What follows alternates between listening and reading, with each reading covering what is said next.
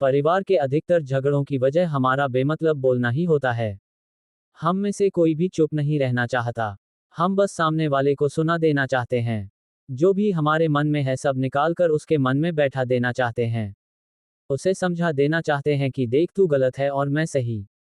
और इस तरीके से सब एक दूसरे की सारी गलत बातों को ग्रहण कर रहे हैं।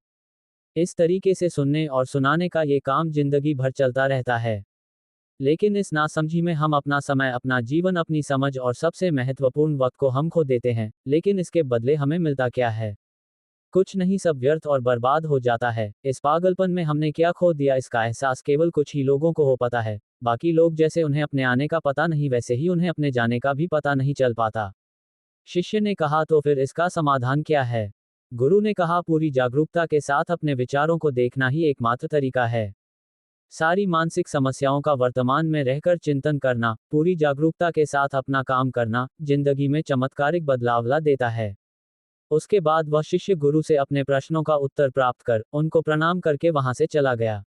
उस शिष्य को आश्रम छोड़कर गए हुए 3 महीने हो चुका था, लेकिन उसकी कोई खबर न थी। तब तो सभी गुरु भाइयों ने भी उसके वापस लौटने की उम्मीद छोड़ दी थी। लेकिन एक दिन वह आश्रम लौट आता है। उसे देखकर सभी के आश्चर्य और खुशी का ठिकाना ना रहा। लेकिन अब वह वैसा नहीं था जैसा गया था। वह बिल्कुल बदल चुका था। वह कुछ और ही बनकर वापस आया था। उसके अंदर एक गजब का बदलाव महसूस किया जाता था। उसके चेहरे पर एक गजब का ठहराव और आंखों में बनी शांति थी। आश्रम में आते ही सभी गुरु भाइयों ने उसे चारों तरफ से घेर लिया और बातें करने लग गए। वह भी अपने गुरु भाइयों से बातें करने लगा। उससे बात करने वाले सभी ने यह अनुभव किया कि अब वह पहले जैसा उतावला और बातूनी नहीं रह गया था। उसके मुंह से एक एक शब्द बहुत ही सरल और मधुरता के साथ निकल रहे थे। थोड़ी देर तक गुरु भाइयों से बात करने के बाद वह सीधा गुरु की तरफ चला गया। उसने गुरु के चरण छुए और कहा, गुरुदेव, क्या मैं अभियान में हूं? क्या अभी मेरा संकल्प जारी है?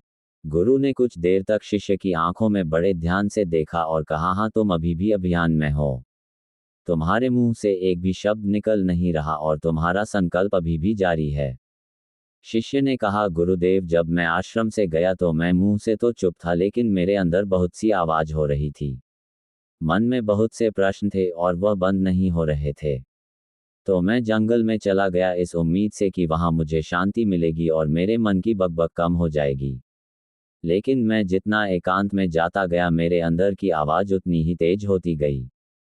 मेरे भीतर की पुरानी से पुरानी आवाज मुझे सुनाई देने लगी। तब जाकर मैंने महसूस किया कि मैं कितना गलत कर रहा था। जब मैं अपने परिवार वालों, दोस्तों को और गुरु भाइयों को बुरा भला कहता था तो उसे समय मुझे लगता था कि मैं सही कह रहा हूँ। जब मैं गुरु भाइयों की एक दूसरे से चुगली करता था और उनका मजाक बनाता था तब भी मुझे यही लगता था कि मैं उनसे बेहतर हूँ और मैं सही कर रहा हूँ। लेकिन उस दिन मैंने पहली बार महसूस किया कि मैं कितना गलत बोलता था। काफी दिनों तक ये सारे शोर और शिकायतें मेरे अंदर चलती रही। लेकिन धीरे धीरे करके एक दिन ये सारी आवाज मेरे अंदर से समाप्त हो गई। अब मैं भीतर से भी मौन हो गया।